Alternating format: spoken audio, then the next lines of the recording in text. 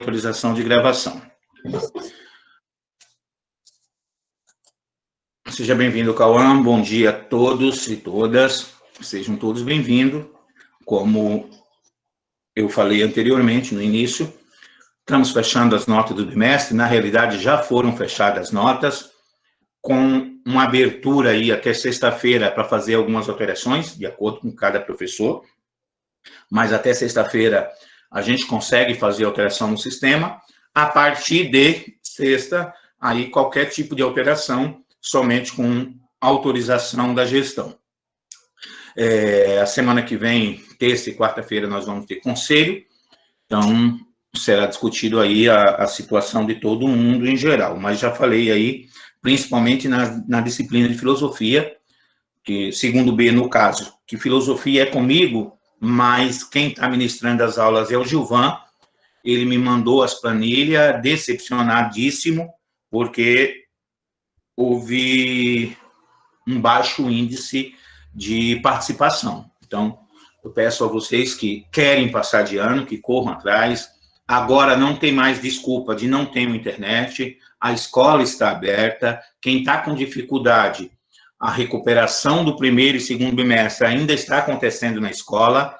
Aqueles que não estão conseguindo fazer o terceiro bimestre, está aberto, estamos lá todos os dias, um grupo de professor para auxiliar dentro daquilo que for possível, direção, Alessandra, Sandra e Valquíria, todos os dias na escola, é só conversar com a Valquíria para ver a sua situação e a sua disponibilidade. Estamos atendendo em 2 horários, período da manhã, das 10 a 1, e da 1h30 às 15h30, acho que é mais ou menos isso, ou das 13 às 15. Só não tenho certeza se é 15h30 ou é 15 horas. Então, aqueles que estão com dificuldade de realizar as atividades, ainda há tempo. Aqueles que estão realizando as atividades na escola, à medida que forem terminando, vão avisando para que o professor vá fazendo alteração, ainda está aberto para isso, o governo deixou flexível os primeiros dias. A ordem que nós recebemos da Secretaria da Educação, quem fez a atividade será avaliado de acordo com a entrega da atividade e a qualidade da atividade, como vocês bem sabem. Quem não fez nada, não está recebendo nem 0, está ficando em branco. E aí, nesse caso, a Alessandra e a Edileuza já divulgaram o vídeo do secretário. Quem assistiu pela TV, ele deu várias entrevistas alegando que quem não fez nada não passará de ano. Então, eu convido a todos vocês a refletirem um pouquinho. E será que vale a pena perder? Esse ano já foi difícil. Nós já perdemos muito nesse ano. Professor, mas eu prefiro reprovar porque eu não aprendi nada. Aqueles que passarem de ano vão ter reforço o ano inteiro, até o final do terceiro ano, foi o que o nosso governador, nosso secretário, avisou. Vocês terão a oportunidade de recuperar no decorrer do ano. Agora, reprovar e o ano que vem ter que passar por tudo, e nós nem sabemos como será o ano que vem, porque vocês podem estar dizendo assim, poxa, o ano que vem voltará tudo. E pode ser que não. A maioria dos países que retornaram estão fechando as escolas novamente. Então, a gente não sabe como será o ano que vem. Então, não vale a pena, galera. Não vale a pena arriscar perder o ano e chegar o ano que vem ser do mesmo jeito. Então, é um momento de vocês refletirem aí, e a oportunidade está sendo dada. Olha, não querendo defender aí, puxar sardinha para o nosso lado, mas nós, porque eu também me sinto privilegiado nesse momento, porque nós temos bons alunos. Apesar de nós estarmos puxando a orelha de vocês, conversando com outros amigos, ontem eu tive uma reunião com o pessoal do Iguatemi por causa da eleição, conversando com algumas pessoas de lá, a dificuldade está sendo extrema de professores e alunos realizar as atividades. Eu me sinto privilegiado porque eu estou conseguindo trabalhar e sei que muitos de vocês estão se esforçando. Então, às vezes, vocês ficam aí meio chateados, poxa, sempre bronca, sempre bronca. Lembre, não é sempre bronca, não. A gente puxa a orelha porque nós gostamos de vocês e sabemos que vocês são capazes. Mas comparado com muitas escolas, vocês estão sendo maravilhosos, aqueles que estão fazendo de coração e de dedicação. Outros estão fazendo por fazer. Então, aí esses sabem como estão. Mas aqueles que estão tentando estão de parabéns. Então, desde já eu agradeço o esforço de todos e peço um pouquinho mais de esforço àqueles que ainda não realizaram as atividades. Nós vamos começar a nossa aula, revisando a aula da semana passada, somente as questões dissertativas, porque elas ainda estão abertas para responder. Então, mas Ari, você fazendo a correção, a pessoa já vai saber a resposta. Eu quero que todos vocês saibam a resposta. A minha preocupação nunca foi punir, a minha atividade não é para punir, é para ensinar. E se no final vocês aprenderem, não me importo que aqueles que ainda não realizaram após essa aula respondam as 2 questões dissertativas que tem na aula. Então, eu vou começar a apresentação. Peço para vocês, como sempre, me ajudarem nas perguntas que são escritas no chat, porque eu não consigo ver, eu sou lento demais, a cabeça é grande, mas o cérebro é pequeno. Eu não consigo ler os slides, explicar e acompanhar a discussão no chat. Eu peço para aqueles que tenham dúvida, falem no microfone. Aqueles que não podem, por alguma dificuldade ou falta de, escrevam no chat e aí vocês me ajudem fazendo a pergunta pelo áudio para que eu possa responder. Então, agradeço aí aqueles que me ajudam sempre. Vou começar a apresentação e, a partir de agora, se alguém ainda não colocou o nome no chat, coloque, e se alguém pedir a participação, vocês me avisam aí se caso eu não perceber. Eu estou sem fone porque o meu filho usou meu fone ontem e esqueceu de carregar, aquele sem vergonha. Mas, graças a Deus, os vizinhos hoje estão tranquilos, não estão bem tranquilos, não tem muito barulho, não. Espero que continue assim. Na aula passada, nós falamos sobre a luta por direitos sociais no século XIX, falamos sobre o socialismo, sobre o comunismo e anarquismo. Deixei alguns slides assim, só de conceito das atividades, se caso surgir alguma dúvida, mas vou passando por ele. Se algum de vocês ficaram com alguma dúvida da aula passada, eu peço, por gentileza, que façam as perguntas, façam as questões, para que a gente possa discutir aí à medida que as dúvidas foram surgindo. Porque, às vezes, na hora da aula, vocês não têm dúvida, mas quando vão responder, acaba surgindo alguma dúvida e vocês podem fazer nesse momento. Então, nós falamos, eu retomei o processo do liberalismo, o conceito de liberalismo, falei um pouquinho sobre as ideias liberais, não era tema da aula, mas eu senti a necessidade de falar de socialismo e retomar o capitalismo, porque muitas vezes alguns têm dificuldade de entender os conceitos. Então, eu deixei ainda aqui só a definição do que seria socialismo científico, socialismo utópico, e aí a diferença entre capitalismo, socialismo e comunismo. Então, basicamente, na porta do capital, você tem que ter essa consciência, que o capitalismo, a propriedade é privada, no socialismo, a propriedade é do Estado, estatal. No comunismo, não tem propriedade privada, ou seja, tudo é de todo mundo. Aí, no comunismo, a propriedade nem é do privado, nem é do Estado. É compartilhado entre todo cidadão, uma vez que, no comunismo, deixaria de existir o Estado, deixaria de existir a instituição Estado. O capitalismo, o domínio da burguesia. No socialismo, é uma transição entre o capitalismo e o socialismo, sendo que quem estaria no poder seria o proletariado, seria uma ditadura do proletariado.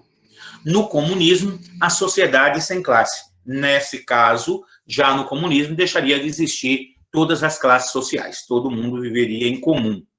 No capitalismo, o Estado garante a propriedade. Então, a função do Estado, uma das funções principais do Estado é proteger a propriedade privada. Por isso que vocês veem sempre, quando tem a ocupação de terra, o Estado entra com a reintegração de posse, que a função do Estado é proteger a propriedade privada. No socialismo, o Estado tem que dividir as riquezas. Então, a ideia, dentro do socialismo, o Estado domina tudo e partilha essa riqueza entre todos os cidadãos. No comunismo, fim do Estado. Basicamente, essa é a definição aí básica. Ari, Oi. aceita a Ju, por favor. Aceita a Ju, mas ela não tem namorado, eu sou casado, é um perigo. Ju, te aceitei, Ju. Te aceitei, mas eu sou um homem difícil. Ó, cuidado. Mandaram eu te aceitar, Ju. Acabei de te aceitar. Vamos lá, gente. Piada para quem não... Eu perco amigo, mas não perco a piada. Então, falando sobre a questão da luta de classe, que Marx vai defender que toda a história da humanidade foi uma luta de classe entre os que dominam, os dominantes e os dominados. Então, na visão de Marx, essa luta só se dá através do comunismo, do socialismo científico, da revolução. Ninguém vai abrir mão da sua riqueza de bom grado. Dentro do socialismo utópico, tinha uma crença da consciência, da conscientização daquelas pessoas que estão no poder, para que essa partilhe as suas riquezas para uma melhor situação de todos. Mas já dentro da ideia marxista, ele vai dizer, não, ninguém abre mão. Isso só se dá através da revolução, e isso que aconteceu aí na Rússia, na China, Cuba e outros países que tentaram implantar o comunismo. Apesar de nós falarmos que a China é comunista, na realidade não é. Ela ainda permanece no primeiro estágio, que é do socialismo. Ela não deram o segundo passo, que era a inexistência do Estado. O Estado chinês ainda existe, mesmo porque, para deixar de existir o Estado, o socialismo teria que imperar em todo o globo terrestre. Todos os países teriam que ser socialistas, comunistas, para que perdesse uma ideia de Estado. E aí, falando sobre materialismo histórico, eu não vou... Oi? Então não existiria se fosse o comunismo, né? Se fosse comunismo, não existiria nem bandeira, né? Não, deixaria de existir, não teria noção. A noção de bandeira, de pátria, é por causa da existência do Estado. Dentro da concepção socialista, o Estado deixaria de existir. Então, nós viveríamos em uma grande comunidade, digamos assim, mesmo separado por questões linguísticas, por questão de cultura, mas a tendência seria que cada um vivesse autossustentável ali dentro da sua região, dentro da sua... do seu território, mas sem a ideia de um Estado que governava. Aí a pessoa iria virar meio que uma pessoa fascista, né? Um país fascista, né? Fascista? Não, fascismo não. Fascismo seria um movimento dentro do capitalismo de ultradireita. No caso, a ideia do comunismo é deixar de existir essa divisão de classe. Então, não teria direita, não teria esquerda. Seriam todo mundo, vamos pensar aí, meio que numa sociedade hippie, sem um Estado que diga o que você tem que fazer, você seria autogovernado pelos seus princípios éticos do bem comum. Entendi. Obrigada. Porque assim, quando você fala fascismo, aí é a ideia de uma extrema-direita. Seria o contrário da esquerda, do socialismo. O fascismo vai nascer para combater a tentativa aí do socialismo de dominar o mundo. Então, os movimentos fascistas, os movimentos de extrema-direita, eles nascem dentro dos seus ideais em combater a esquerda, a extrema-esquerda. Então, falando da mais-valia, que é a ideia... Oi. Essa ideia que você passou do povo se autogovernar de acordo com o seu caráter, não.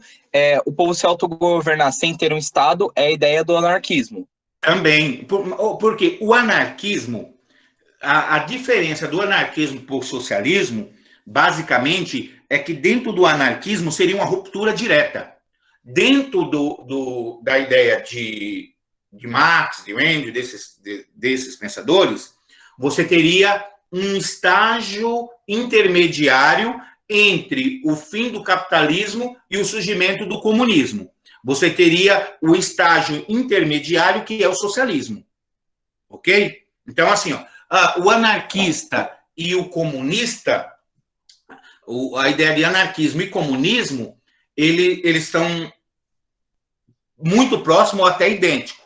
Só que com uma diferença. Enquanto as ideias de Marx, ele vai dizer assim, precisamos passar por um estágio intermediário do fim do capitalismo para o início de um comunismo, que seria aí o socialismo, entre o capitalismo e o socialismo, você tem o meio aqui, que é o socialismo, ok? Você teria um espaço intermediário.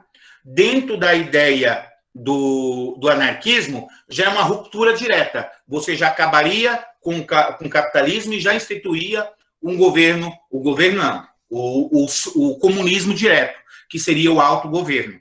Você entendeu? Só que Marx vai dizer assim, olha, não dá para você ser tão radical. O povo não estaria, a sociedade não estaria preparada para tal. Então, você precisa primeiro dar o golpe, primeiro você derruba a burguesia que está no poder, institui uma ditadura do proletariado, ou seja, a classe oprimida passa a governar e vai ali dividindo as riquezas até o momento que não vai precisar mais do Estado. Aí o Estado deixa de existir e surge o comunismo.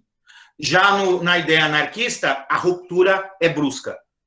Acaba com o capitalismo e já institui o autogoverno, ou melhor, a inexistência do Estado, a inexistência da polícia, a inexistência do casamento, de todas as instituições que oprimem. Essa é basicamente a diferença. Beleza? Ficou claro ou não? Oi? Ficou. Beleza? Obrigado.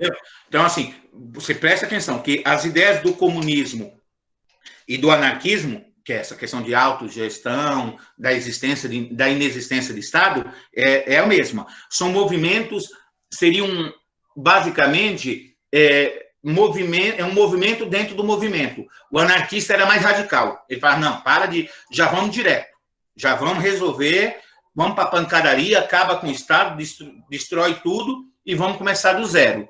Já os que pensam, os idealizadores do comunismo, eles já vão de uma forma gradual, de uma forma, um processo mais lento, que culminaria, o final do socialismo, culminaria no início do comunismo, mais um processo gradual. Então, passamos pela Revolução Comunista, aí a tentativa dos países se tornar comunista, eu, particularmente falando, eu entendo que o comunismo pensado por Marx não chegou para ser praticado, ele ficou no primeiro estágio, essa é a minha visão, apesar de alguns colegas discordarem, mas, na minha concepção, nós ficamos no primeiro estágio. Chegamos a governos comunistas, a governo socialista, mas que não chegaram a dar o segundo passo, que seria a instituição do comunismo. Mostramos aí a ideia, o símbolo do comunismo, que é a foice e o martelo. A foice representa os proletariados, operários do campo, e o martelo da fábrica. Então, seria o governo dos proletariados, do governo dos trabalhadores. Então, a foice representa aqueles que trabalham no campo e o martelo, aqueles que trabalhavam na indústria. Basicamente, é esse o slogan do comunismo. Então, seria um governo ali do socialismo, do comunismo, que seria um governo do proletariado até a inexistência dele. Chegaria um momento que não precisaria mais de governo. Anarquismo, já dentro dessa questão, já tratei do anarquismo, para explicar o comunismo, acabei falando do anarquismo, e vamos aí para a pergunta. Como podemos diferenciar o socialismo utópico do socialismo científico? Eu coloquei como possível resposta, no socialismo utópico, percebemos a existência de um princípio de racionalidade interessada em formular uma nova sociedade, capaz de superar suas diferenças individuais. Então, dentro do socialismo utópico, seria de uma forma racional, você ia convencer aqueles burgueses, aqueles que estavam no poder, de que nós precisaríamos de uma nova sociedade, que seria capaz de superar suas diferenças entre os indivíduos. Então, não precisaríamos de guerra, não precisaríamos de uma luta. É uma questão de razão. O burguês vai perceber que precisa do proletariado, e o proletariado vai precisar do burguês, então você vai dar a melhor condição de trabalho para os seus operários. Nós vimos aí exemplo de alguns burgueses que tentaram fazer isso e acabaram falindo, e esse interesse se mostra presente no socialismo científico, mas com a diferença de que ele parte de uma profunda investigação das características sociais, econômicas, políticas e culturais que revelam na feição e os problemas inerentes à sociedade industrial. Então, assim, enquanto o socialismo utópico, ele parte de um estudo racional, tal, no científico, ele vai fazer uma análise profunda das diferenças, e aí ele vai falar das diferenças de classe, que sempre existiu uma luta entre os que dominam e os que são dominados. Então, enquanto no socialismo isso seria de forma pacífica e gradual, à medida que as pessoas iam tomando consciência de si, no científico, ele já vai instruir, não, isso só se dá mediante a revolução, ok? Se alguém colocou a resposta, o socialismo utópico partia de uma coisa mais pacífica, e o científico de uma forma já através da revolução, através da luta, também está correto. Então, basicamente, socialismo utópico é uma consciência, as pessoas tomariam consciência de. Já no socialismo científico, ele faz uma análise de toda a história da diferença social, e vai dizer, essas diferenças só serão superadas mediante a revolução. Sem revolução, nada feito. Professor? Oi. O socialismo utópico, ele até inseria a classe da burguesia, e no científico ele já dava uma mudança drástica por conta que era uma luta contra a burguesia, né? Tipo, entre aspas, Isso, seria quem tem mais capital, né? E quem tem mais capital, no caso, seria a burguesia. Então, aí a luta seria para a distribuição desta. Sim. Na visão do socialismo, ele vai dizer assim, Marx vai dizer, poxa, você acha que o cara que é rico, ele vai abrir mão da sua riqueza assim do nada? Você está achando que o cara vai chegar assim, legal, realmente eu tenho dinheiro demais, eu vou partilhar. Não, você vai ver alguns casos, você pode falar assim, pô, professor, mas existe caso aí, Bill Gates, que doa, de vez em quando doa lá parte da sua riqueza, outros que fazem doações milionárias e tal, mas esses caras fazem doação milionária que vão deduzir dos seus impostos de renda e eles continuam milionários. Eles nunca vão partilhar tudo. Só que chega um momento que pega um Bill Gates da vida, o cara fala assim, pô, eu tenho dinheiro que se eu viver 1000 anos eu não consigo gastar. Então, eu pego aquilo que me sobra e eu ainda vou deduzir em questões de imposto, então beleza. Mas não uma consciência de toda a classe burguesa, de todos os que estão no poder, e dizer assim, caramba, olha, vamos pegar aí no caso do Brasil, que dizem que 20% de toda a riqueza brasileira está na mão de 4 ou 5 famílias. Não me lembro agora o nome de todos eles, mas são assim, seria como se você pegasse todo o Brasil, e todo o território brasileiro, toda a riqueza que tem no Brasil, e dizer que mais de 20% está na mão de 4 famílias, sem contar as demais que tem, só estamos falando dos mais ricos. Os mais ricos é entre 4 e 5 famílias. Esse cara vai dizer assim, olha, vou abrir mão. Eu vi até um vídeo esses dias, não um vídeo não, uma mensagem, que ele fala de um rapaz que é o mais novo CEO da Amil.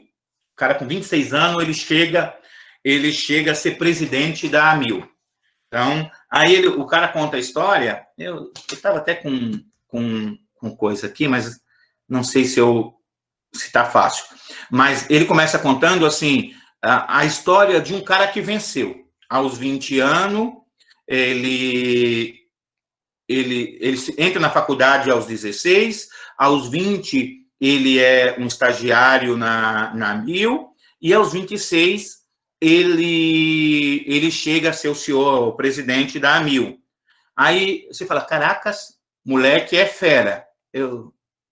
Tá num dos grupos aqui, depois se eu achar, eu posto lá no grupo de vocês. Você viu? Aí depois ele coloca assim, aí no final tá assim, e tudo isso sendo apenas o dono da AMIL, o filho do dono. Então, assim, basicamente o cara tá dizendo o quê? Tá vendo? Não vem com essa história de mérito. A grande riqueza, a ideia do capital, ele fica na mão deles. Ou seja, o moleque com 26 anos já é presidente da AMIL. Pô, mas o cara é filho do dono. Ele foi treinado, ele foi ensinado, ele foi forjado para ser patrão.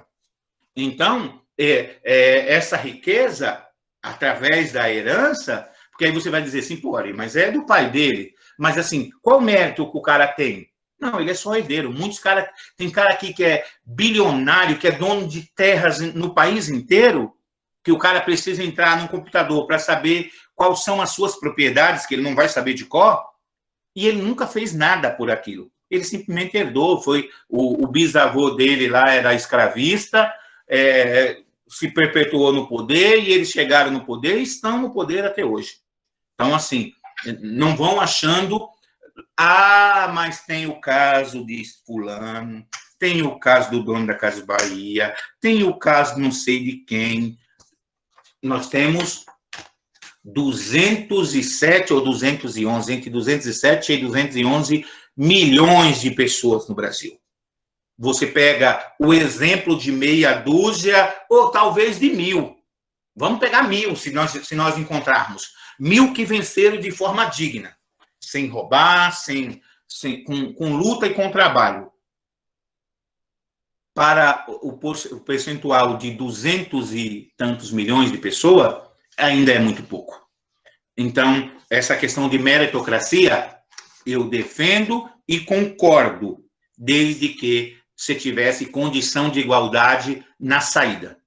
Então, não adianta você achar que na chegada lá vai chegar todo mundo igual, todo mundo vai ter as mesmas condições, se nós já temos condições desigual na partida. Então, o filho do pobre já sai perdendo porque ele tem que trabalhar, estudar e fazer curso técnico para tentar melhorar de vida. Vocês têm muito de vocês aqui para tentar conseguir uma vida melhor, vocês estão estudando aqui comigo e estudando na ETEC, no Senai e um monte de coisa. Essa molecada só tem que estudar e se preparar, curso de inglês, viagem, intercâmbio, não sei aonde, não sei o quê, blá, blá, blá, blá, blá, blá, vai fazer faculdade nos Estados Unidos, ou até mesmo na nossa USP, e beleza. E depois ele tem lá já o escritório do papai para trabalhar, já tem os consultórios do papai para trabalhar, então ele já recebe uma estrutura, enquanto vocês têm que forjar isso daí no dente, na unha, porque as ferramentas que vocês têm são bem inferiores. Mas vamos seguir, senão eu me revolto. E olha que eu tento não me revoltar, eu tento mostrar para vocês os dois lados, mas eu me revolto quando alguém vem defender a ideia de meritocracia quando ele já está no topo. É muito fácil. É muito fácil a gente falar assim, não, tem que conseguir pelos méritos. Eu concordo que o certo é conseguir pelos méritos, mas eles não conseguem pelo mérito. Eles já herdam. Então, eu estudei. Não, você só estudou para perpetuar a riqueza do seu pai, que já era milionário. Então, assim, até mesmo dentro da classe política, vocês vão vendo aí que agora, para vereador, você já viu um monte do filhinho de fulano. Meu filho, o José, não sei o que, o Wilson, sou xerife do consumidor, não sei do que. Não sei do que. Os cartuchos políticos. E aí, onde é que está o pobre? O tempinho do pobre lá irrisório para só aparecer, para dizer que tem igualdade. Nós sabemos que os professorzinhos que tem ali, os policialzinhos que não são figurões, que não conseguiram uma fama através das mídias, através da internet, eles estão ali só para dizer que tem competição. Mas nós já sabemos quem é que vai ganhar. São sempre os mesmos, salvo uma ou outra exceção que entra, e normalmente porque ganhou fama de alguma forma. Então, assim, não dá para falar de meritocracia enquanto a injustiça impera.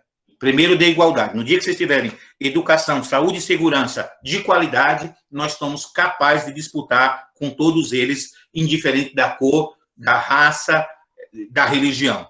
Mas nós tivemos condição. Enquanto vocês têm que matar um leão por dia, e no final do dia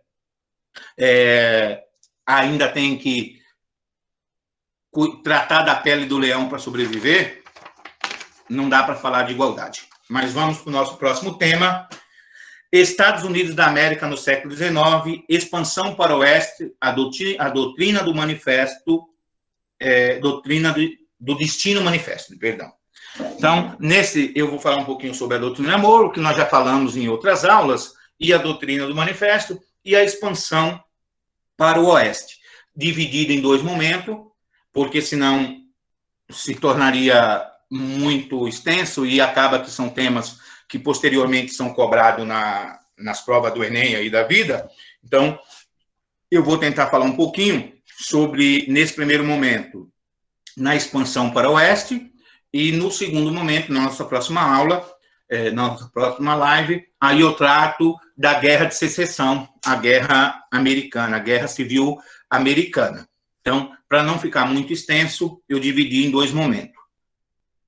O objetivo, após essa aula, os educandos devem estar aptos a reconhecer os aspectos sócio-histórico-constitutivos da cultura estadunidense, identificar as fontes documentais, principais aspectos da doutrina do destino manifesto, identificar em fontes documentais as principais características da expansão para o oeste estadunidenses. Pergunte.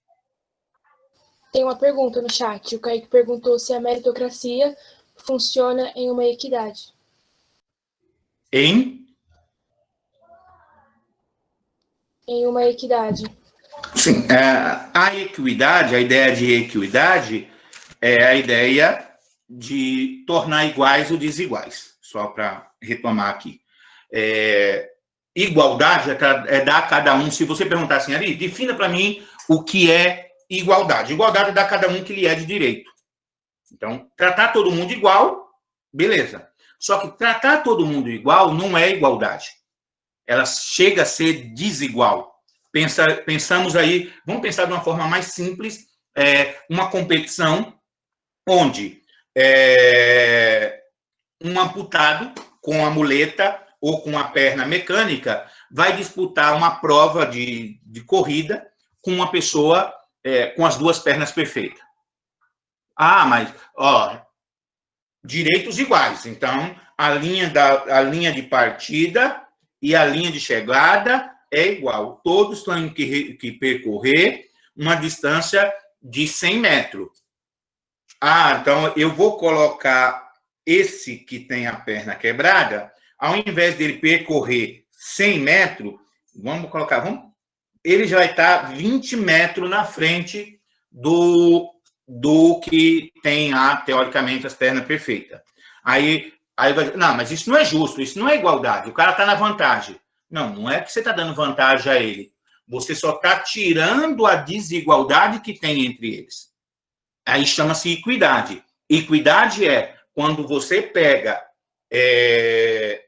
os direitos... Tem uma imagem muito bonita na internet, engraçada até, que está lá o jogo de futebol e a cerca. Aí, na igualdade, você dá 3 caixotes a 3 pessoas. Só que um é um anão, um tem mediano e o outro é alto. O alto, ele, sem o caixote, ele já consegue enxergar o jogo. O mediano, com um dos caixotes, ele já consegue enxergar. E o anão, com os 2 caixotes, ele precisaria dos 2 caixotes para enxergar o campo de futebol lá do outro lado. Então, na equidade, o que é que vai estar? O alto está sem nada, o mediano está com um caixote, que é o que ele precisa para enxergar, e o anão está com 2 caixotes, porque é o que ele precisa. Se você der um caixote só, não vai fazer diferença nenhuma. O alto vai estar numa posição melhor, o mediano vai estar um pouco melhor do que já estaria, e o baixinho lá vai continuar ferrado, sem enxergar nada. Então, equidade é isso, é você tirar as diferenças. Aí você vai dizer assim, mas quando é que isso se aplica na sociedade? Quando você delimita que uma quantidade X de vaga na universidade pública tem que ser para aluno de escola pública, você, de certa forma, já tira um pouquinho da desigualdade com um aluno da particular. Então, você vai dizer, olha, só que assim, no Brasil ainda é muito precário, porque o que acontece? A escola pública é para pobre e a universidade pública é para rico. É essa a pilantragem do Brasil. Porque, assim, na minha concepção, se você está falando aí de justiça, vamos ser justiça mesmo, seria, como que seria? A escola pública estudaria nas faculdades públicas. E quem estudou em escola particular, que vá para a faculdade particular, porque ele tem condições de pagar, teoricamente, a faculdade. Então, assim, o cara se prepara, né? E eu estou falando de escola pública, particular, gente, eu não estou falando das escolinhas aqui de bairro, não. Quando a gente fala de desigualdade, as escolas de bairro muitas vezes acontece e muitas delas são inferiores à escola pública.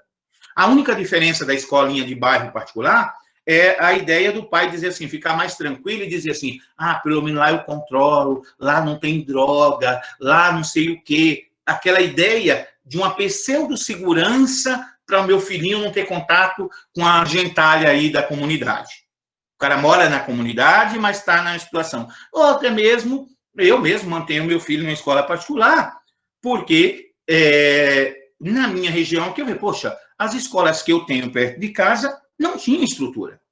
Então, olha, não é que eu não confio no Estado, mas a estrutura que nós temos aqui, aluno com 40 e tantos, sala com 44 alunos, professores mal remunerados que faltam mais do que tudo, então eu preferi manter ele, pelo menos nesse primeiro momento, numa escola particular.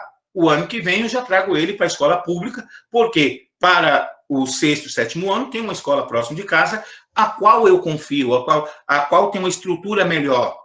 E assim vai. Mas no Brasil, não. No Brasil, o cara que estuda na escola pública, ele tem que pagar a faculdade, nas unis da vida aí. E o cara que estuda na escola particular é que vai disputar aí as vagas na USP e tal. Quando eu falo aí, mas tem aluno que consegue, sim. Mas de quantos mil alunos nós temos na rede, ou milhões de alunos nós temos na rede pública, quanto desses conseguem entrar na USP nos cursos mais disputados, que é medicina, direito e engenharia, e entre outras que tem lá, arquitetura e tal. Então, normalmente, sobra para nós aquilo que o rico não quer. Então, o cara consegue até estudar na USP.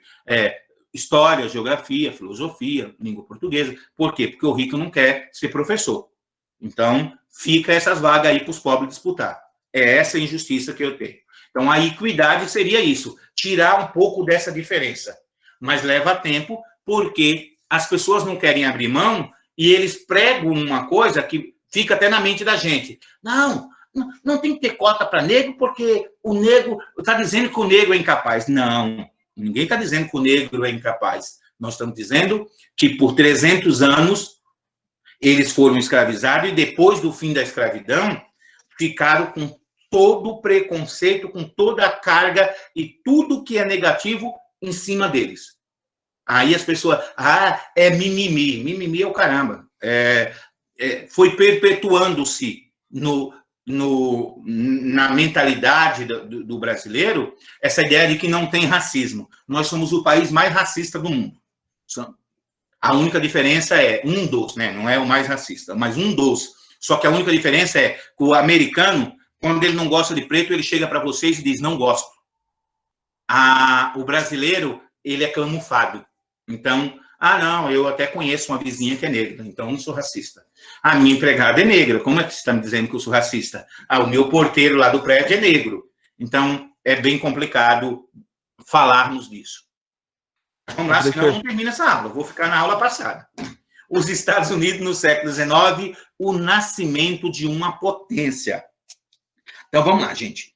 Estados Unidos é uma colônia, nós já falamos muito sobre ele, assim como o Brasil, os Estados Unidos foi uma colônia. Aí alguns vão dizer, pô, professor, mas a diferença da colonização americana e a colonização brasileira é que eles lá foram colônia de povoamento e nós fomos colônia de exploração. Mito. Os Estados Unidos, ele é colônia de exploração e colônia de povoamento ao mesmo tempo. Ele é híbrido, tem as duas coisas. Por isso que ele cresceu mais, né, professor? Oi? Por isso que ele cresce mais, né? Evolui, é mais evolução do que o Brasil, né? Em que sentido? Eu digo, tipo, indústria, bomba, armas, essas coisas, sabe? Mas ele vai se tornar a potência que ele é por causa da sua forma de... eu não vou dizer nem de colonização. Os Estados Unidos vai se tornar a potência que ele é hoje após a descolonização. Quando os Estados Unidos, que até então era 13 colônias, um pedacinho de terra, ele era explorado, dependia da Inglaterra, só que a Inglaterra deixou os Estados Unidos meio de lado. A Inglaterra estava envolvida em outras coisas, e eles tiveram um pouco mais de liberdade do que nós, aqui, que Portugal explorou mais de perto. Mas o que vai tornar os Estados Unidos uma potência é o que nós vamos ver agora. São essas medidas que eles vão realizar é que vai tornar os Estados Unidos a potência que é hoje. E não o fato de como ele foi colonizado. É como ele deixou de ser colônia. Pode falar, Vitor. Por conta até mesmo da Inglaterra, teve a quebra da bolsa, né, em Wall Street, e essa foi uma das demandas por conta da exploração que obteve, né, por conta que a industrialização da Inglaterra estava tão alta que a bolsa, se eu não me engano, tinha quebrado lá dos Estados Unidos. Não, mas aí perderam muito dinheiro. Não, mas aí é o caso mesmo que os Estados Unidos ganhou muito dinheiro, posso dizer assim, que a Lohane disse. Acho que foi depois das guerras que eles emprestaram muito dinheiro. A Bolsa de Nova York, a quebra da Bolsa de Nova York vai ser em 29, em 1929. Aí vai acontecer a quebra da Bolsa de Nova York, mas aí são outros fatores que teve lá, que vamos ver quando nós chegarmos a estudar a Primeira e a Segunda Guerra Mundial. Mas, assim, o que vai fazer ela se tornar potência começa agora. Presta atenção na aula aqui, que as medidas que os Estados Unidos vai tomar vai fortificar a economia, a forma de comércio com a América, e aí ele vai se tornar cada vez mais forte, que até então ele não é uma potência, a potência era a Inglaterra, nesse período. Aí, com as invasões napoleônicas, com tudo que acontece, Estados Unidos vai se fechar. Opa, aqui não, se invadir, se entrar, qualquer território nosso for tomado, vai ser guerra declarada aos Estados Unidos. E aí os Estados Unidos vai criar medidas protecionistas, medidas que vai fortalecer eles, de forma que quando chega em 1919, 1917, 14, ali no fim da Revolução Industrial para o início da Primeira Guerra Mundial... Primeira Guerra, né? No início da Primeira Guerra, do fim da Revolução Industrial, do fim não, né, porque não houve o fim, mas assim, a Segunda Revolução Industrial e a Primeira Guerra Mundial, que ali vem o que nós vamos chamar de imperialismo e tal, os Estados Unidos já estava forte. Então, ele não participa da Primeira Guerra, vai se fortificar, não diretamente, né, ele participa da Primeira Guerra, mas não vai à luta, aí ele vai enriquecer mais ainda. Mas são essas medidas, ó. Expansão a expansão dos Estados Unidos. Vamos tentar aqui, ó. Olha os Estados Unidos. Oi. Rapidinho, na questão assim, a questão continental, assim, da onde ele está posicionado, ajudou bastante ele ganhar dinheiro, né? Por conta que ele não estava envolvido diretamente na guerra. Já a França, que era potência, ou ela ia para a guerra, ou ela era amassada ali, porque ela estava no meio da Europa. Os Estados Unidos ele ficou de fora. Então, os Estados Unidos está distante e aí ele vai lucrar com ela. E quando se fala da questão continental, tal, todas as medidas que os Estados Unidos vai tomar, desde da Revolução Cubana, da Revolução quando Cuba vai se tornar independente da Espanha, que eles vão ajudar, ao canal do Panamá, que eles vão criar aquele canal, tudo isso é para dominar o comércio dos oceanos, e ali ele tinha toda a influência naquele território que faz com que ele se torne a potência que ele é hoje. No início, quando os Estados Unidos ainda era uma colônia, aqui era a delimitação até onde ele poderia ir. Aqui em vermelho, onde vocês estão vendo, olha, no início não era tudo isso. Era menor ainda, nós vamos ver o outro mapa. Mas aqui era o máximo que os Estados Unidos poderia chegar, permitido pela Inglaterra. A expansão dele, a fronteira de 1776. E aí, eles vão tomar algumas medidas, depois da sua independência, e vai fortificar. Então, os Estados Unidos, no fim do século XVIII, existia só as 13 colônias. Era um espacinho de terra ali, prensado.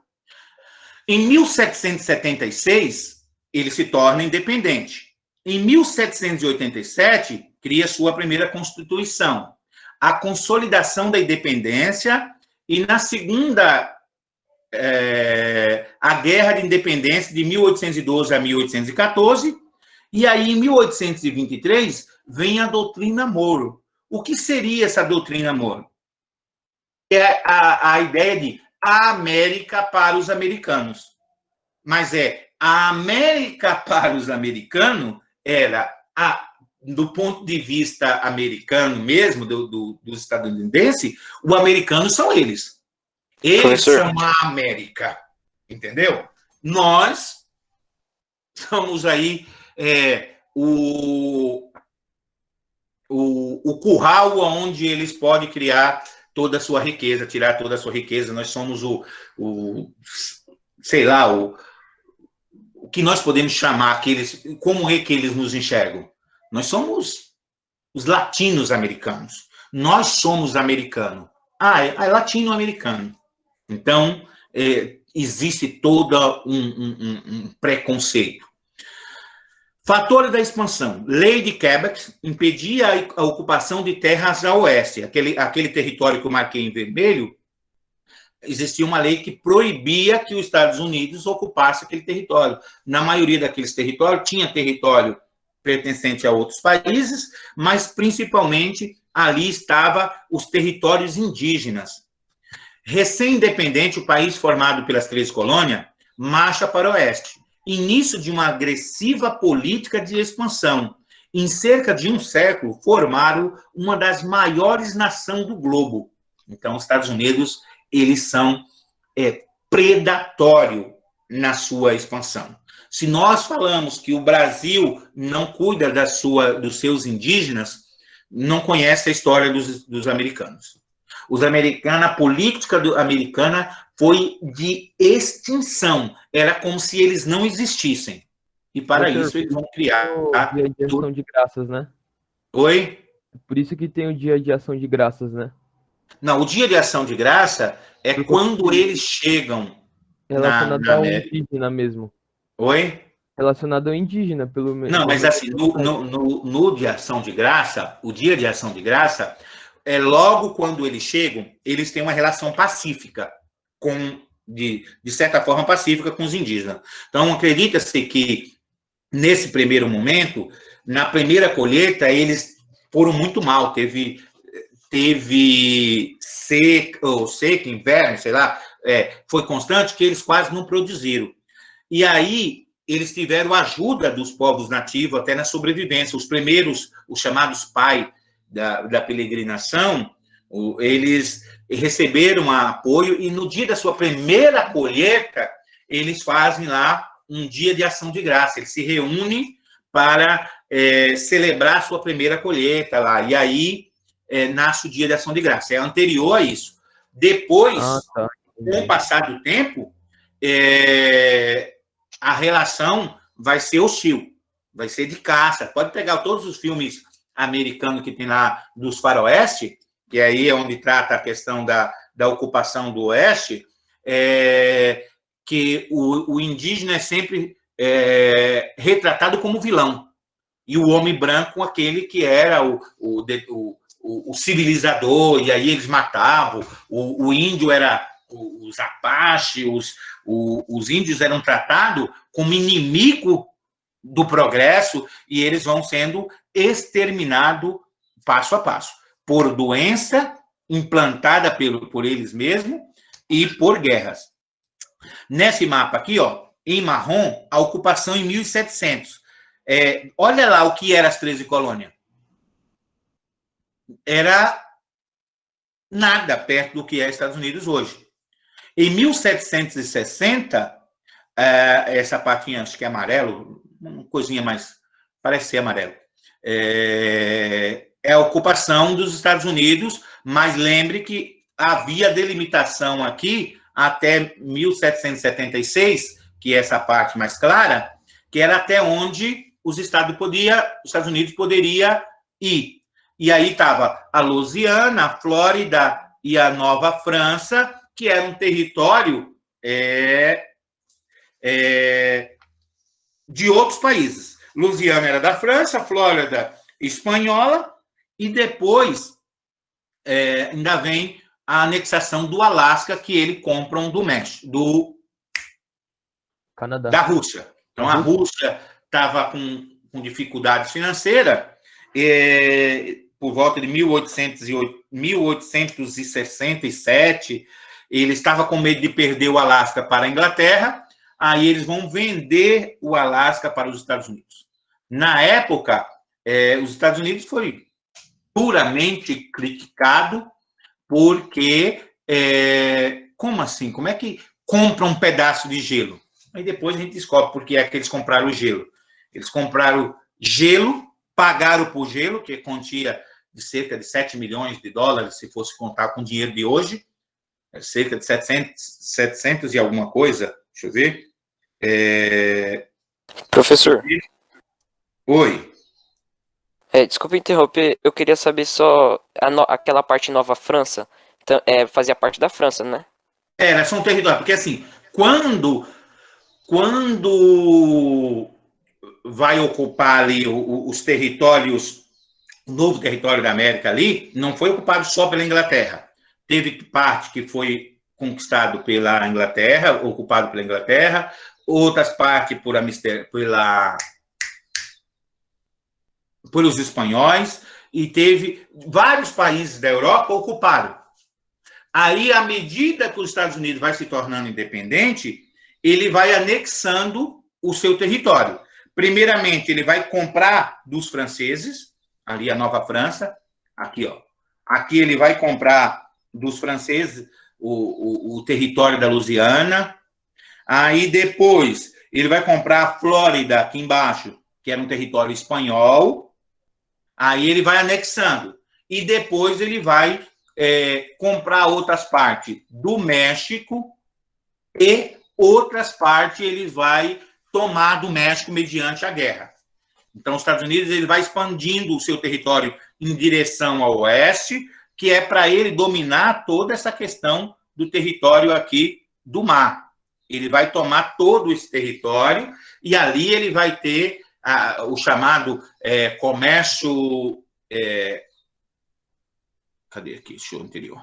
O professor. Oi. Mas nesse período ele... Comércio triangular entre as colônias, tá vendo? Ele vai negociar. Os Estados Unidos está na posição, ele negocia com a Europa, com a África, no caso aí, trazendo escravo, e com a América, aqui o chamado comércio triangular. Europa, África e América, no caso da América, América do Norte. Pode falar. Com esses estudos dá até para entender porque a ilha de Manhattan, né, que é onde fica localizada Nova York, é um dos pontos maiores de comércio, né, por conta que já antes dos Estados Unidos se tornar o que é hoje, eles já negociavam por aí, né? Foi um dos Você entendeu? Ele vai dominando todo aquele território e ali vai se tornar a potência que os Estados Unidos é hoje. Primeiro, ele já começa, ó, em verde, colônias do norte, que aqui vocês vão prestar atenção, que essas diferenças que vão existir entre o norte e o sul, o amarelo aqui, as colônias centrais, Nova York e tal, mas a principal questão vai estar entre o norte e o sul, principalmente porque o sul vai expandir em direção ao oeste, com a compra da Flórida e assim por diante. E esses territórios que vai ser ocupado vai ter uma necessidade de mão de obra escrava. Enquanto o norte era pequena, a diferença do norte e o sul. O norte era mais para o comércio, o norte tem pequenas indústrias, tem manufatura, e ali pequenas propriedades de subsistência. O sul vão ser grandes fazendas de plantações, a fazenda de plantação de algodão, ou seja, a monocultura escravista. Aqui em rosa, a Flórida, que era da Espanha, em 1773, ele é comprado. Em verde, o limite que era imposto pela Inglaterra da expansão dos pioneirismo. Então, quando os primeiros pioneiros chegaram, eles tinham esse limite. Vocês só podem ir até aqui. E ali em azul, era o limite dos Estados Unidos em 1783.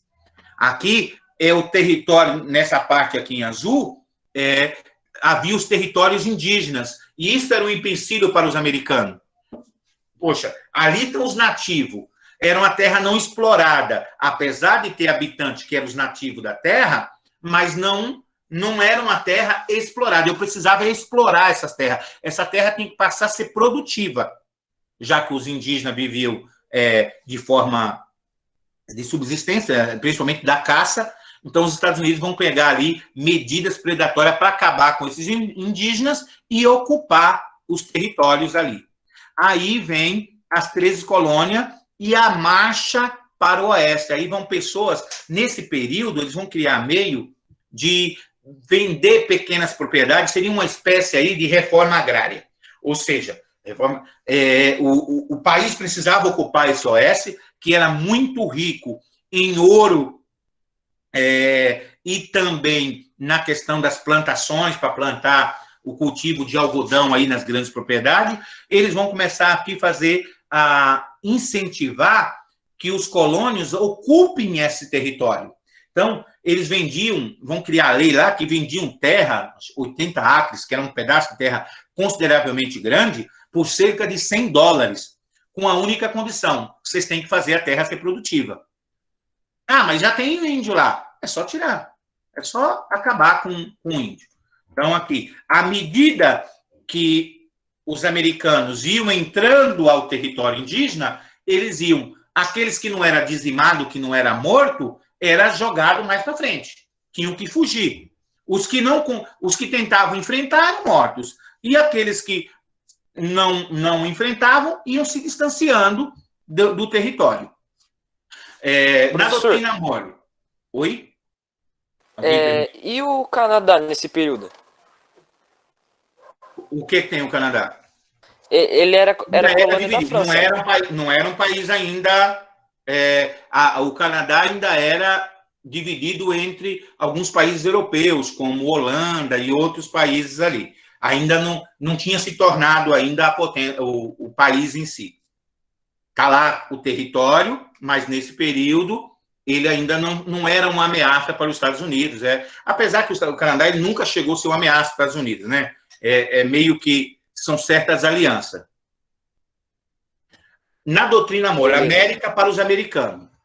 Contra o intervencionismo da Santa Aliança, isso nós estamos falando lá do Congresso de Verona, lá depois de Napoleão, os Estados Unidos só pode desafiar as potências europeias porque tem o apoio da Inglaterra. Então, nesse momento aqui, os Estados Unidos tinham apoio da Inglaterra, e aí era de interesse para os ingleses, porque comercializavam direto com eles, que os Estados Unidos continuasse resguardado das potências da Inglaterra, principalmente aí de Napoleão. Apropriando ao longo da história norte-americana para diferentes fins. apenas no final do século XIX, no início do século XX, a doutrina Monroe passa a ser utilizada para justificar a política externa intervencionista na América Latina. Corolário Roosevelt e a doutrina Monroe em 1904, que aí é a ideia da América para o americano. Ou seja, a Europa não podia interferir no comércio com a América. Qualquer intervenção da Europa na América era uma agressão direta aos Estados Unidos. Então, os Estados Unidos era ali, se nomeia o protetor da América, ele que vai ditar as políticas na América, que é até hoje. Então, por mais que os países podem ver, por que é que eles ficam doidos aí com a Venezuela?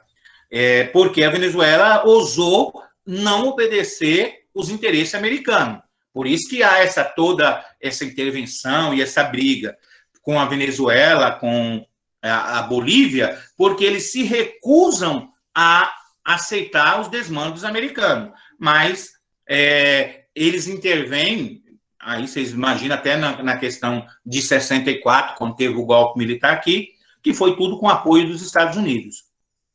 Aí vem a política do Big State, que é a doutrina Monroe. Para muitos, é a proximidade dos Estados Unidos com os demais países da América. Frase que resume a doutrina é América para os americanos. Então, aí é a ideia de que ele estava entre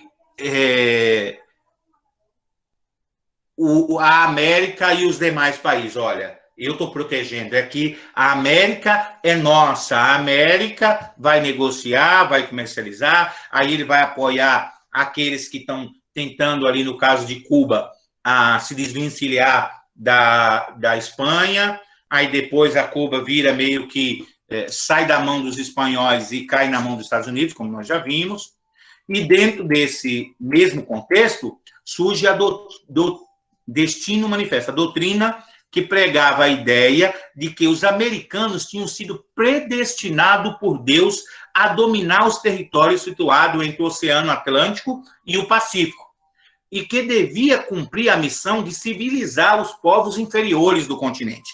Olha, os americanos que vão para lá são cristãos, na maioria protestante. Como que eu vou justificar que vamos ter que matar os indígenas que aqui existem? Aí você cria toda uma ideologia da América para os americanos, essa ideia dos Estados Unidos ser patriota, surge nesse conceito, e essa ideia de que os americanos, a pura raça anglo-americana, está destinada a estender-se por todo o mundo, com a força de um tufão. A raça hispano-morisca, sei lá o que significa, será abatida. Então, você cria na mente do americano que eles são um povo destinado por Deus a conquistar. E aí, olha, o indígena é apenas o incivilizado. Nós temos que levar a civilização. Esses povos são inferiores. O continente americano está cheio de pessoas indignas, e nós temos que levar ali a democracia, nós temos que levar a civilização a esses povos. Dentro do mesmo contexto, Big State, grande porrete, uma frase usada para descrever o estilo de diplomacia empregado pelos Estados Unidos. Falar aos países da América com suavidade e com porrete na mão. Ou seja, a ideia de paz, mas se não obedecer, você sabe o que vai acontecer. E hoje não é diferente. Pode ver que nós abrimos as pernas para que os americanos entrem aqui sem visto e eles expulsando o brasileiro de lá. Então, não muda muito. Então, aqui a alegoria do Destino Manifesto, levar a liberdade para os povos não civilizados, levar a democracia, por colocar em prática aquilo para o qual Deus nos destinou. Então, vocês foram destinados por Deus a conquistar. Marcha para o oeste. Anexação das conquistas dos territórios situados a oeste, faixa do Atlântico, trecho original de países declara a sua independência, quando entre a década de 1820 a 1860, aproximadamente, o porquê, o destino manifesto, o crescimento demográfico por conta da imigração, efeito da segunda revolução industrial e a perseguição política por conta das unificações da Itália e Alemanha. Então, dentro desse contexto aí, 1820 a 1860, tem todo um contexto histórico. O fechamento lá dos territórios, o cercamento da Inglaterra por causa da segunda revolução industrial, o fim das propriedades comunais, e aí a política de cercamento faz com que essas pessoas sem terra, sem destino, migre para o novo continente, para os novos territórios. E dentro dessa migração, a ideia qual era? A incentivar, dentro dessa marcha para o oeste, que mais gente viesse para a América. Tem poucas pessoas, precisamos trazer mais. Quem que tem que vir? Europeus, brancos, para dominar a América. Nós, os brancos, somos destinados ao crescimento, a ocupar esse território. Então, vem muita gente fugindo da perseguição, seja da questão políticas por conta da unificação da Itália e da Alemanha.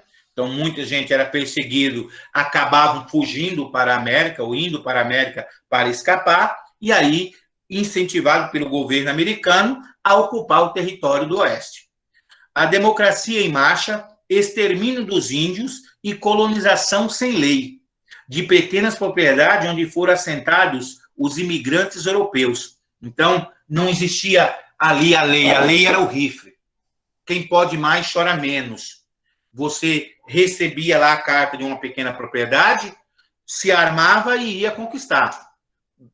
Tem índio lá, expulsa. Não querem sair, mata. Basicamente, essa é a política americana para o indígena. Uma lei de 1820 possibilitava a compra de 80 acres de terra por $100.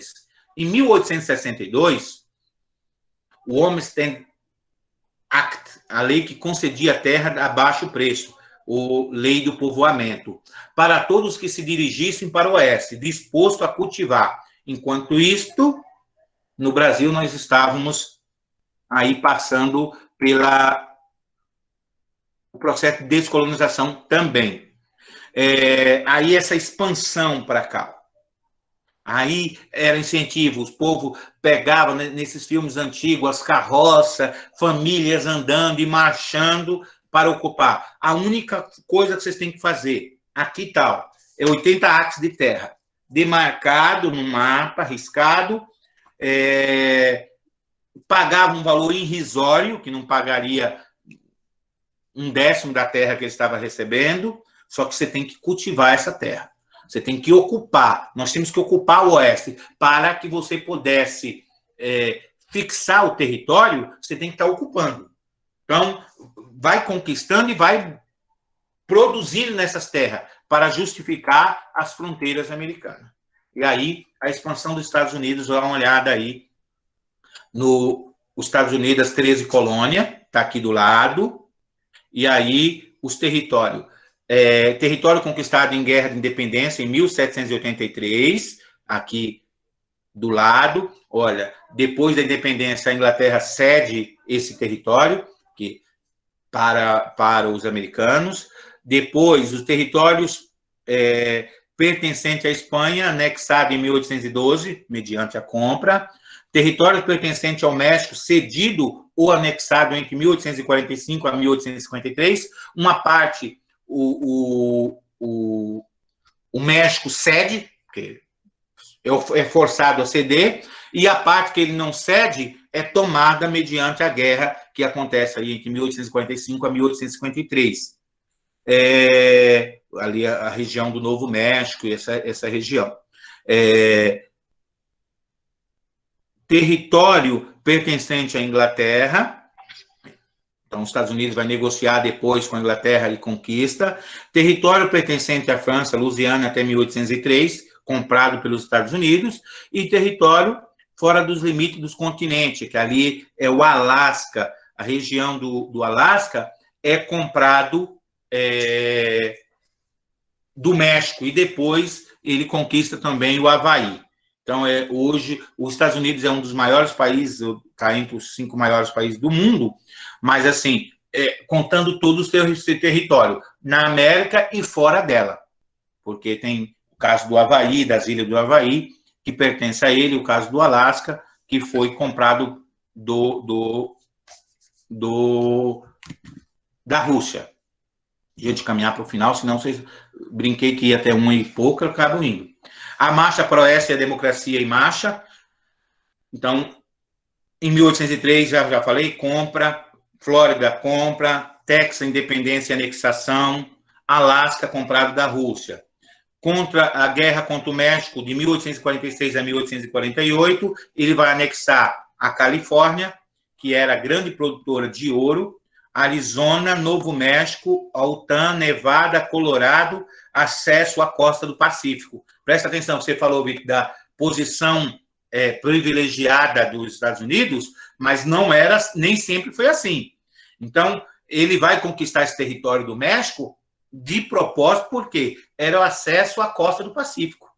Então, oi. Eu falei, privilegiado na questão dele não se inserir na guerra da Europa. Sim, mas eu estou falando assim, que a questão privilegiada também, geográfica falando, que ele tem ali acesso hoje a todos os oceanos. Mas eu falo assim, que ele foi,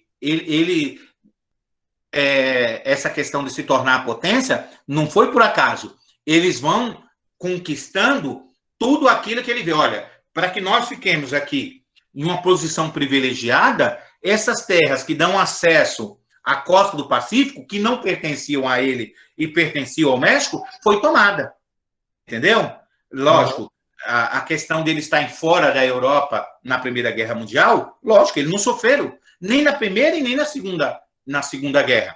Porque mesmo eles tendo lá a ilha de Paul Gades, lá, esqueço o nome, como pronuncia, atacada pelo Japão, os territórios americanos mesmo nunca sofreram com a guerra. Então, após a guerra, a Europa estava destruída e eles estavam inteiros. Então, isso vai fazer com que eles enriqueçam mais ainda. Mas toda essa política aqui, de expansão e de conquista de território, vai fazer com que ele seja o que ele é hoje. Aqui, Então eles tinham vantagem na questão do território, né, Eri? Desculpa Oi? cortar. Pode Então eles tinham vantagem na questão do território. Sim, você entendeu? Presta atenção, Oceano Atlântico, Oceano Pacífico. Eles estavam aqui, a princípio, só do lado do Oceano Atlântico. E aí eles vão, o Golfo do México, comprado da Espanha aqui, quando ele compra a Flórida, ele tem acesso aqui. O Texas, Louisiana, que ele vai conquistando, Califórnia, o Novo México, conquistado do México em 1848, o Oregon, adquirido da Inglaterra. Presta atenção que eles vão expandindo o seu território estrategicamente, e aí eles estão hoje em uma posição privilegiadíssima. Comercializar Eles começaram com as antigas 13 colônias, né? Oi? Eles começaram ali bem na direita, né? As antigas. Você viu? Dá uma olhada o que era antes e o que ele é hoje. Você entendeu? Não foi por um acaso. Os caras foram visionários, os caras foram filha da mãe. Podemos criticar os caras em tudo, mas os caras, se você colocar assim, quando surgiu, o pessoal, mas é porque era colônia de povoamento. Mas na colônia de povoamento, olha o que era os Estados Unidos. E contando que nessas colônias de povoamento, apenas o norte era mais livre, o sul era escravista. E à medida que eles vão expandindo para esse território ao sul, que você pode prestar atenção, que é ao sul dos Estados Unidos, onde está o grande problema do racismo americano. Por quê? Porque essas regiões foram escravistas. E essas regiões, eles tinham leis rígidas para a questão dos negros, do apartheid, depois da independência, da libertação dos negros, que vai acontecer na Guerra de Secessão, que nós vamos estudar na próxima aula. Ari, Oi. eram os antigos confederados, não era? Isso, vai surgir lá a divisão do território. Tenho todo um mapinha que eu vou mostrar na próxima aula para vocês, onde vai estar as questões que geram toda essa questão, a diferença que vai virar a guerra.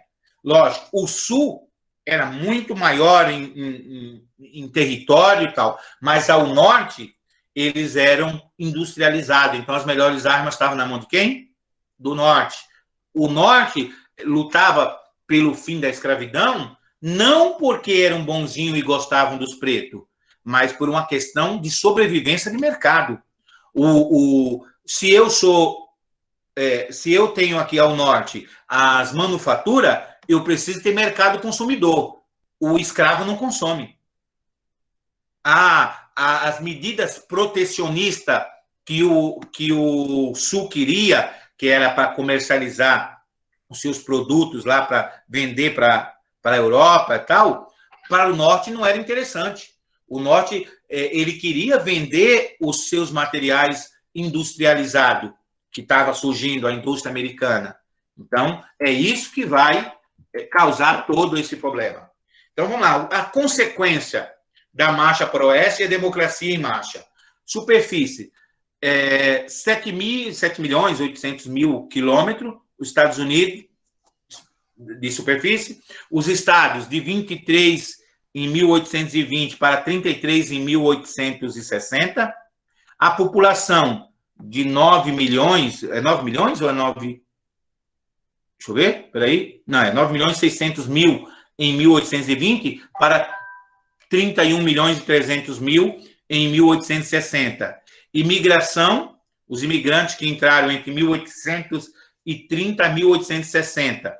Porque, por incrível que pareça, houve um momento que os Estados Unidos queriam imigrante lá. 16% de ingleses, 39% de irlandeses e 30% de alemão. Olha que eu queria imigrante, mas não era qualquer tipo de imigrante. Ingleses, irlandeses e alemães. Ou seja, vamos embranquecer a terra. Ô professor. Oi. E o senhor sabe que essa diversidade, assim, principalmente europeia, foi por conta das evoluções que aconteceram e, tipo assim, vamos supor, vou dizer empresários só para poder ficar entendimento, né? Que tem uma outra palavra, eu esqueci.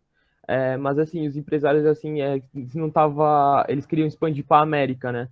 Então, eles já tinham alguma coisa grande ali na Europa, eles falaram, não, vamos expandir para os outros continentes. Aí vai lá e deu para a América. Aí um que estava maior ali era os Estados Unidos, então o pessoal começou a se estabelecer ali também. Questão geográfica, vantagem geográfica, está mais perto da Europa, está mais perto está bem centralizado ali, e ao mesmo tempo a certa liberdade que eles tinham para o comércio. Enquanto nas outras colônias, as colônias espanholas e as colônias portuguesas eram dominadas ali pelas coroas, que já eram estados ali fortes, os Estados Unidos, ele tem ali as 12 colônias, eles vão ter uma certa liberdade, sem contar que as pessoas, a grande maioria que saíram da Inglaterra, isso vai ajudar também. O cara que saiu da Inglaterra, fugido, ele não pretendia voltar para lá. Então, as riquezas, mesmo eles sendo explorados pelos ingleses, a riqueza que eles produziam ficaram lá dentro. Enquanto, no nosso caso aqui no Brasil, a riqueza era tirada. Tudo que... mas quer dizer que os Estados Unidos não foi explorado? Foi explorado pelos ingleses, sim. Teve os índios mortos, sim. Foi predatório, sim. Bem característico da nossa. A única diferença, que aqueles que enriqueceram com a terra ali, eles ficaram ali. Então, a riqueza americana ficou ali. E o americano que estava ali, aquele que mudou para lá, ele queria fazer de um país melhor. Enquanto nós estávamos brigando, se nós voltávamos a ser colônia em 1820, se nós estávamos aqui, em 1820, nós estávamos brigando se o Brasil ia voltar a ser colônia de Portugal. os Estados Unidos estava se fortificando e crescendo. Por quê? Porque eles queriam formar um país forte. Entendeu? Não tinha essa briga ali entre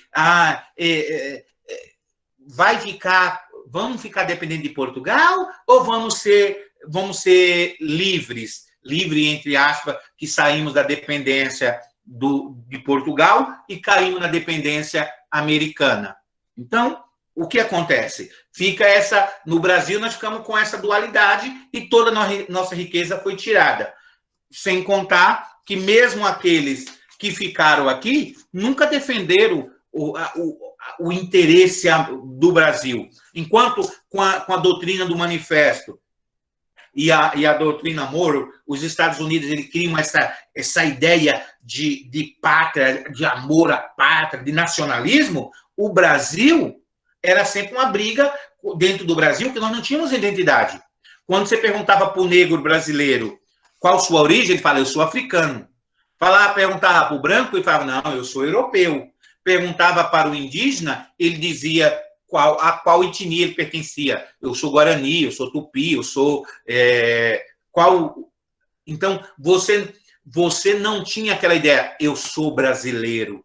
Você tem que criar... O Brasil cria todos os mitos aí, desde o herói Dom Pedro II, como aquele que Dom Pedro I, que vai... dar a independência, nós estamos sempre em busca de um herói, de um salvador. Os Estados Unidos não.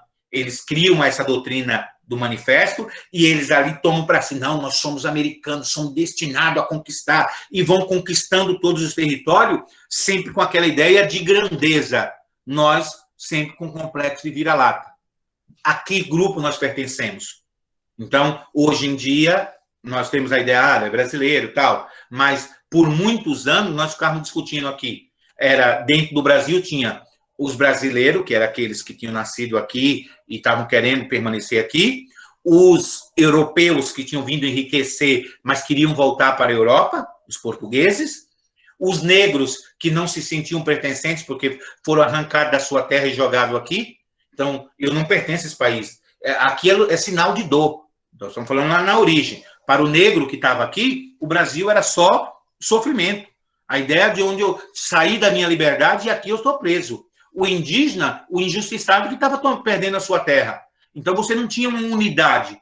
Os Estados Unidos, com a doutrina do Manifesto, ele cria uma unidade e essa unidade vai fazer com que eles se tornem grandes. E quando eles vão lutar entre si, a guerra entre si, a guerra que nós vamos estudar, a guerra de secessão, basicamente é por interesse deles mesmos. O norte estava defendendo seus interesses e o sul os seus interesses. Mas não tinha uma ideia de querer dividir. A questão era, não queria que os negros fossem libertos e outros não. E essas diferenças vão causar a guerra de secessão. Mas, após a vitória do norte, passa por alguns processos, lógico, mas depois se unifica novamente. E mais forte ainda. Por hoje, é só. Dúvidas, reclamações ou lamúrias? Deixa eu ver aqui, para a apresentação.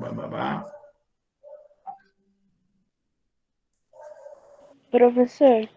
Oi. A Rússia, aconteceu o mesmo processo? Porque ela é uma das maiores também. Não, a Rússia passa por um processo bem diferente do que nós estamos falando aqui. No caso da Rússia, a questão territorial dele eles não passam por esse processo que nós vamos ter. As disputas na Rússia vão ser por questões ideológicas, quando em 1900, 1905, eles vão passar ali por algumas guerras internas, vão passar por alguns conflitos, e até quando, no período da Primeira Guerra Mundial, 1917, por ali, onde vai ter a Revolução Russa. Então, assim, a Europa, a unificação da Europa, ela é completamente diferente da América que nós estamos falando. A Europa nunca foi colônia, eles sempre foram colonizador. Mais alguma dúvida? Entendi. Se não houver dúvida, eu aguardo vocês a semana que vem com os formulários. Peço para que aqueles que não fizeram atividade, que estão devendo alguma coisa, à medida que for fazendo, vão avisando, não só para mim, mas para todos os professores. E estão dispensados, porque daqui a pouquinho, daqui 1h20, vocês têm a aula da Edileuza. Dá tempo de almoçar e beber água ainda. Tá vendo como eu sou bonzinho? Não sou tão ruim assim. Um beijo no coração de E todos. aqui, uma promoçãozinha assim no banheiro, né? Dá, se for rápido. Né? Galera, um abraço, um beijo no coração de todos e até a semana que vem no formulário e na outra semana falando da Guerra de Secessão. Beleza, professor. Tchau, professor. Obrigada. Valeu, gente. Um beijo no coração de todos. Até a próxima. Até a próxima.